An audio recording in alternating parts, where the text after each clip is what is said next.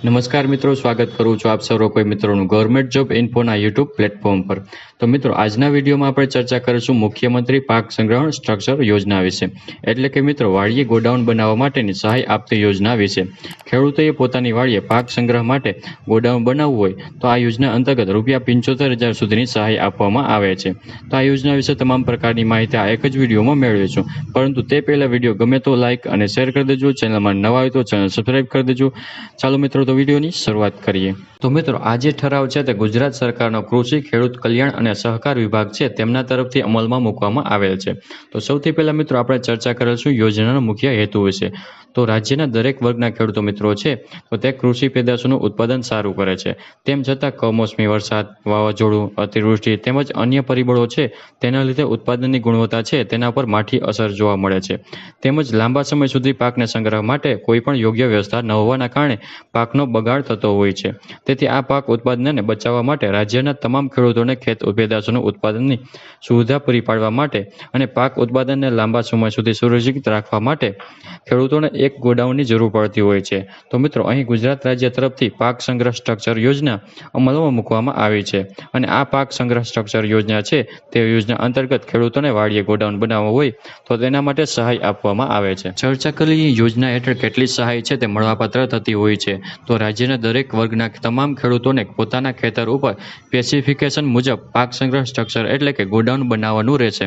તો મિત્રો, ખેડૂતો જે ગોડાઉન બનાવે છે તે ગોડાઉન બનાવવાના કુલ ખર્ચના 50% લેખે સહાય આપવામાં આવે છે, અથવા તો વધુમાં વધુ ₹75,000 સુધીની સહાય આપવામાં આવે છે। આ બંને રકમમાંથી જે રકમ ઓછી હશે તેટલી રકમ મળવાપાત્ર થશે। ચર્ચા કરેલી મિત્રો જરૂરી સ્પેસિફિકેશન એટલે કે ખેડૂતોએ કેવી રીતે ગોડાઉન બનાવવાનું રહેશે। તો મિત્રો, આ યોજના અંતર્ગત જે ગોડાઉન બનાવવાનું છે તે ઓછામાં ઓછું 330 ચોરસ ફૂટ વિસ્તારનું સ્ટ્રક્ચર હોવું જોઈએ। મિત્રો, અહીં સ્ટ્રક્ચરની છત મધ્ય ઊંચાઈ છે એટલે કે મોભ છે તેમની ઊંચાઈ પ્લિન્થ લેવલથી 12 ફૂટ હોવી જોઈએ, જ્યારે મિત્રો લઘુત્તમ પાયો છે તે જમીનની 2 ફૂટ ઊંડાઈથી વધુ હોવો જોઈએ। તે સિવાય જમીનની ન્યૂનતમ 2 ફૂટ ઊંચાઈએ પ્લિન્થ તૈયાર કરવાનો રહેશે, પરંતુ સ્થાનિક અમુક પરિસ્થિતિને ધ્યાને લઈ તો મધ્યની ઊંચાઈ ન્યૂનતમ 10 ફૂટથી ઓછી ન હોવી જોઈએ। જો 10 ફૂટથી ઓછી હશે તો તેવા સંજોગોમાં ગોડાઉન માન્ય ગણવામાં આવશે નહીં। તે સિવાય મિત્રો ગોડાઉનમાં ઓછામાં ઓછી એક બારી અને એક દરવાજો હોવો જોઈએ। તે સિવાય ફાઉન્ડેશનથી પ્લીથ સુધી તેમજ ફરતી દિવાલમાં ચણતરકામ કરેલ અને ફ્લોટિંગ પીસીસી પાકું કરવાનું રહેશે। તે સિવાય કોરુગેટેડ ગેલ્વેનાઇઝ શીટ અને કે મિત્રો ગેલ્વેનાઇઝના પતરા આવે અથવા તો સિમેન્ટના પતરા અથવા તો નળિયા છે તો તેમનાથી જ તમારે છત બનાવવાની રહેશે। જો તમે આરસીસીની છત બનાવવા માંગતા હોય તો ખેડૂતોએ પોતાના ખર્ચે આરસીસીની છત બનાવવાની રહેશે। ચર્ચા કરેલી મિત્રો યોજનાનો લાભ વિશે કે આ યોજનાનો લાભ કોને કોને મળવાપાત્ર થશે। તો કે આ યોજનાનો લાભ છે તે રાજ્યની જમીન ધારણ કરતા તમામ ખેડૂત ખાતેદાર આ યોજનાનો લાભ મેળવી શકે છે। એટલે કે મિત્રો તમામ ખેડૂત ખાતેદાર આ યોજનાનો લાભ મેળવી શકે છે। જો ખેડૂત ખાતેદાર સંયુક્ત ખાતેદાર હોય તો તેવા કેસોમાં જમીનના જે 8 આમાં દર્શાવેલ ખાતેદારો છે તો તે પૈકી કોઈ પણ એક જ ખાતેદાર આ યોજનાનો લાભ મેળવી શકે છે। તેમાં જે ખેડૂત ખાતેદાર આ યોજનાનો લાભ લેવા માંગતા હોય તો તેમને અન્ય ખેડૂતના સંમતિપત્ર રજૂ કરવાનું રહેશે। મિત્રો, 8 દીઠ આજીવનમાં એક જ વખત આ સહાયનો લાભ મળવાપાત્ર રહેશે, એટલે કે મિત્રો એક ખેડૂત આજીવનમાં આ યોજનાનો એક જ વખત લાભ મેળવી શકે છે। ચર્ચા કરીએ મિત્રો અરજી ફોર્મ વિશે કે ખેડૂતોએ યોજનાનો લાભ મેળવવા માટે અરજી ફોર્મ કઈ જગ્યાએ ભરવાનું રહેશે। તો અહીં અરજી ફોર્મ છે તે તમારે ઓનલાઈન જ ભરવાનું રહેશે, જેમાં આઈ ખેડૂતનું પોર્ટલ છે જે iKhedoot.gujarat.gov.in પર જઈને તમારે ઓનલાઈન અરજી ફોર્મ ભરી દેવાનું રહેશે।